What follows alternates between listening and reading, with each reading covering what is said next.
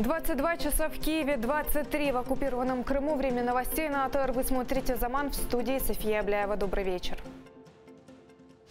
Столетие первого Курултая крымско-татарского народа в Украине отмечают на государственном уровне.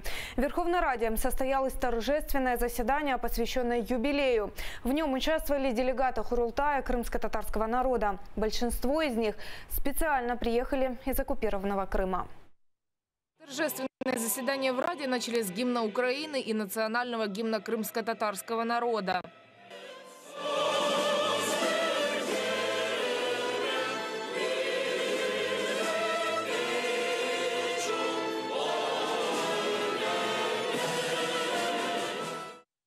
В Киев на столетие Курултая приехали сотни делегатов, многие из оккупированного Крыма.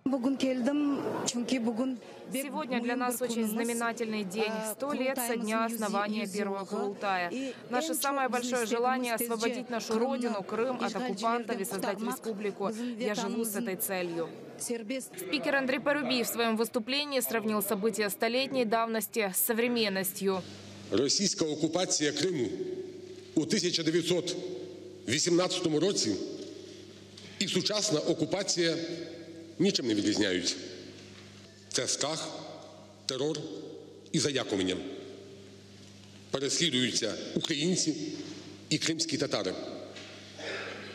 Тоді окупанти відразу жорстоко розігнали кримсько-татарський Курултай, а у сучасному Криму меджліс кримсько-татарського народу проголошений російськими окупантами экстремистскую организацию. Муфтий мусульман Крыма Айдар Рустемов тоже вспоминает историю и пророческие слова первого муфтия Крыма, одного из основателей Курултая, Намана Челебиджихана. Доля Челебиджихана трагічна, але його слова закарбувались навіки. Він казав, вони можуть піддати вогню весь наш край і зруйнувати все наше майно, але їм не вдасться знищити віру Кремля, кримських татар. І сьогодні, як і 100 років тому, українці і кримські татари виборюють разом своє право на власну землю. Лидер крымско-татарского народа Мустафа Джемилев сегодняшнюю дату назвал столетием расстрелянного Курултая. Он вспомнил, в каких условиях происходило создание Курултая после развала Российской империи и последующий красный террор в Крыму, массовые расстрелы крымско-татарских лидеров и депортацию крымско-татарского народа. Украина, по словам Мустафы Джемилева, вовремя не сделала выводов из истории. Украина devleti 1991 senesi.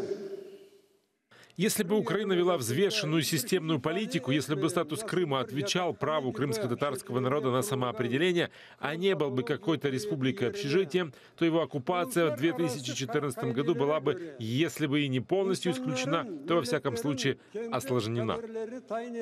За исправление ошибок взялись ныне, говорит представитель президента Верховной Рады Ирина Луценко. Сейчас идет работа по внесению изменений в Конституцию Украины для создания крымско-татарской национальной автономии.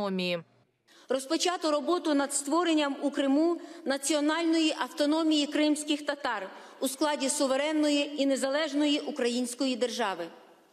Очікую ближчим часом від робочої групи Конституційної комісії напрацьованих та узгоджених змін та доповнень до розділу 10 Конституції України, що мають законодавчо закріпити статус такої автономії. Председатель Меджлиса Рифат Чубаров говорит, скоро этот законопроект обсудят на заседании Меджлиса и надеется, что на этой парламентской сессии президент внесет его на рассмотрение Рады. Лидер крымских татар передает приветствие в оккупированный Крым. Я хочу, щоб ми привітали весь наш народ, який зараз в окупованому Криму, на рідній землі, чекає на нас. І той час, який ми повернемося, він буде найщасливішим для нас. Я хочу, щоб вони це бачили. Ксения Дворецкая, Елена Стецюк, Заман, АТР. Празднование столетия первого Курултая продолжили в неформальной обстановке. Делегаты Курултая, представители Меджлиса, активисты и ветераны национального движения крымских татар собрались, чтобы обсудить нынешнюю ситуацию в оккупированном Крыму. Все ж таки більш за все очікують на більш конкретні якісь кроки з боку влади. Як це було з постановою про визнання там кримсько-татарського народу корінним, чи про визнання депортації геноцидом, чи якісь інші такі. І сьогодні найбільше очікування – це конституційні зміни. Высший представительный орган крымских татар впервые собрался 9 декабря 1917 года. На нем приняли Конституцию Крымской Народной Республики, флаг и герб. Председателем тогда избрали Намана Челебиджихана. К столетию Курултая мои коллеги подготовили сюжет. 100 лет назад в Ханском дворце в Бахчисарае открылся национальный съезд, первый Курултай крымско-татарского народа. Этому предшествовали месяцы напряженной работы крымско-татарских лидеров. В революционные времена организовать национальный съезд оказалось довольно сложно. Курултай взял на себя обязанности Временного крымско-мусульманского исполнительного комитета и провозгласил себя парламентом Крымской Народной Республики. Председателем правительства избрали 32-летнего Намана Челебиджихана. Перехід кримських татар із стану народу, етносу, до стану вже етнонації, тобто спільноти, яка об'єднана не тільки культурою, спадком попереднім, а й політичними цілями на сучасному етапі. Курултай став тією структурою самоорганізації кримських татар, який отримав продовження в наш час.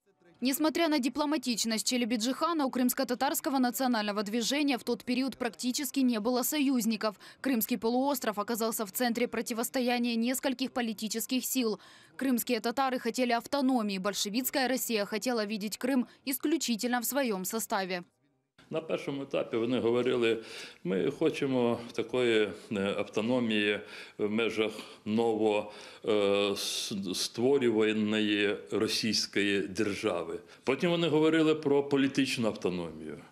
І на третьому етапі, вже ближче до січня 1918 року, коли вони побачили, що жодна політична сила, яка презентує в тій чи іншій мірі російськость, ніхто з них не хоче жодних свобод для кримськотатар.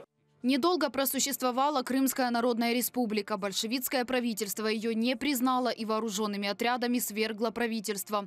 Главу Намана Челебиджихана в феврале 1918 года расстреляли. Почти 80 лет спустя, после депортации и возвращения на родину, в 1991 году провели второй крымско-татарский Курултай.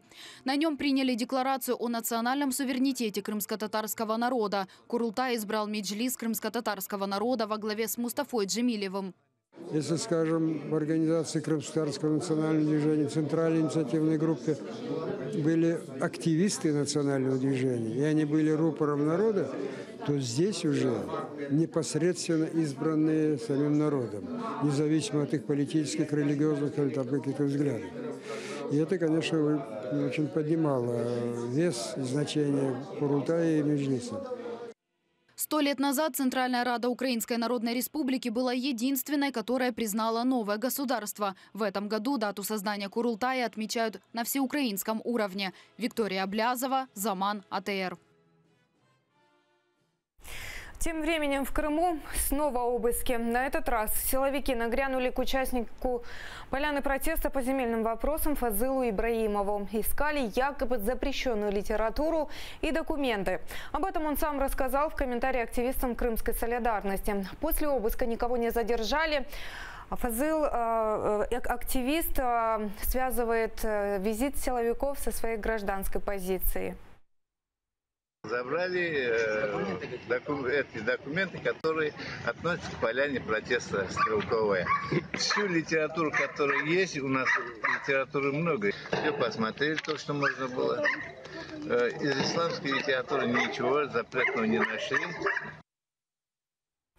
Оккупационный суд отклонил апелляцию защиты фигурантов так называемого дела про вымогательство.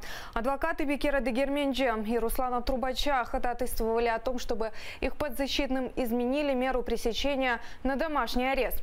Во время заседания Бекиру Дегерменджи стало плохо. В суд приехал реанимобиль. Детали знают мои коллеги.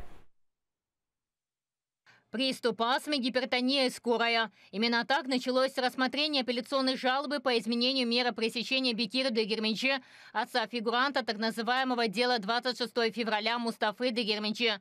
Бекир Дегерменджи с трудом поднялся на второй этаж суда. Мужчине стало плохо, однако это не остановило оккупационных властей. В зал суда завели врача, подключили кислородную маску и продолжили.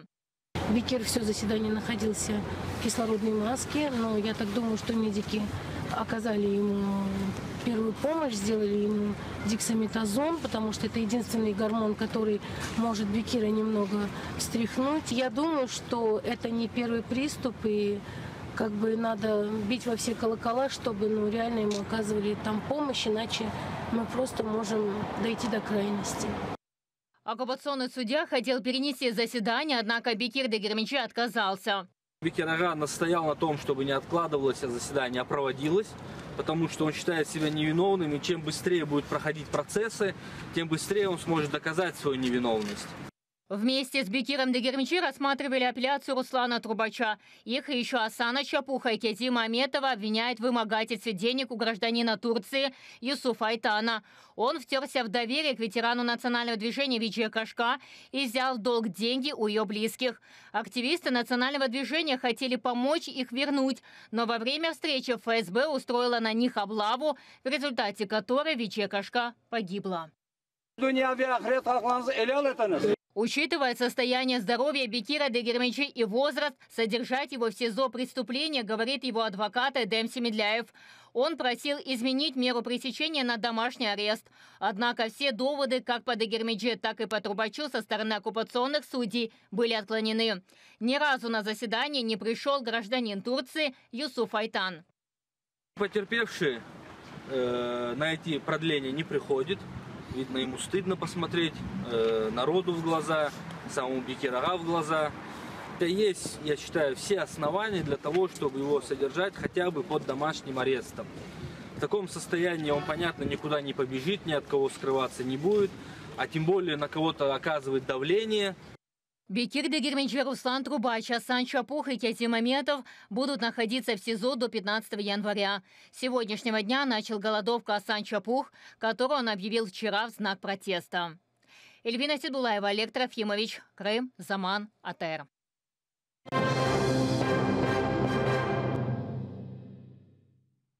Президент Украины побывал на премьере «Киборгов». Петро Порошенко поблагодарил всех, кто работал над созданием фильма. Режиссеру Ахтему Ситаблаеву вручил орден за заслуги 3-й степени. Кинолента «Киборги» рассказывает истории защитников Донецкого аэропорта.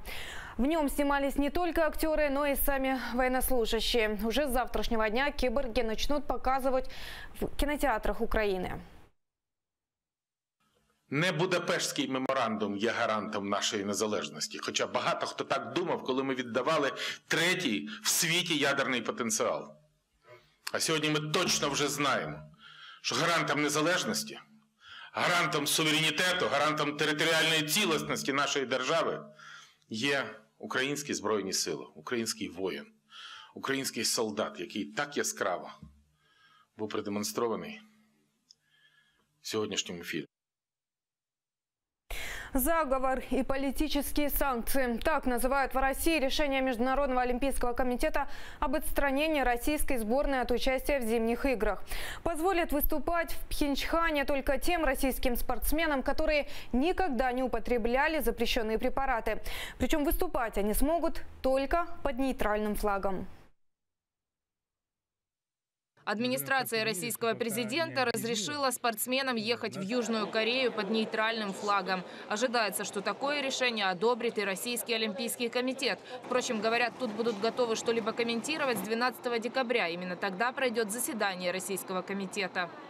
Если говорить о положительных сторонах, то Международный олимпийский комитет допустил всех российских спортсменов, чистых российских спортсменов, как в индивидуальных, так и в командных видах спорта до участия в Олимпиаде. Это первое. Второе, эта команда будет называться командой российских спортсменов.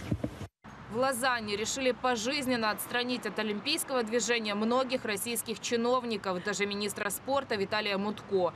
В опале также Российский олимпийский комитет. А еще Москва должна выплатить $15 миллионов. Это издержки на проведение расследования. Решение МОК, которое было принято вчера вечером в Лозанне, могло быть еще более суровым. Предлагали вообще запретить россиянам ехать в Пхенчхан. Систематические манипуляции с антидопинговой системой в России стали беспрецедентными атаками на ценности Олимпийских игр. Именно поэтому Международный олимпийский комитет на заседании решил отстранить Российский олимпийский комитет. Но, уважая право каждого чистого атлета, которые не употребляли допинг, разрешаем таким принимать участие в зимних Олимпийских играх 2018 года в Пхенчхане. Следователи комиссии МОК доказали, российские государственные органы контролировали употребление спортсменами допинга, подменяли результаты тестов. На употребление запрещенных препаратов за последние 4 года были пойманы более 1000 атлетов. Сразу после оглашения вердикта МОК российские спортсмены и тренеры заявили, это унижение России. Конечно, есть проблемы, но мы не можем и не имеем права. Мы большая страна, великая страна. И ехать под нейтральным флагом. Получается, что мы без роду и без племени. Так не может быть. С российских экранов убеждают, МОК принял политическое решение. В это верят и простые россияне. Вот они возвращаются с хоккейного матча, и на вопрос о решении в Лозанне все отвечают почти одинаково. Политических санкций в отношении Российской Федерации не более. Спортсмены абсолютно ни при чем. И лишать их возможностей, ради которой они всю жизнь работали, пахали, оставили свое здоровье, абсолютно просто бесчеловечно по отношению к нашим спортсменам. Я считаю, конечно, спортсменов жалко, сильно люди готовятся, но надо уважать себя, и без флага, без гимна это не команда. Как всегда, политика вмешивается в спорт, поэтому эмоций как таковых нет. Но я считаю, что, в принципе, век короткий у спортсменов, и поэтому я считаю, что они должны выступить в любом случае, даже без нашего флага. Неделю назад в Москве представили форму олимпийской сборной. На ней всюду триколор. Теперь форму придется переделывать, чтобы на ней не было государственных символов.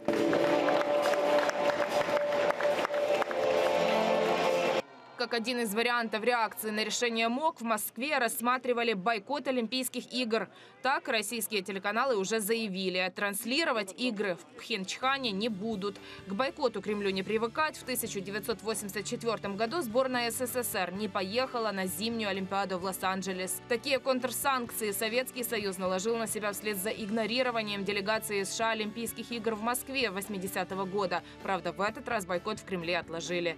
Людмила Иванова, Заман, АТР.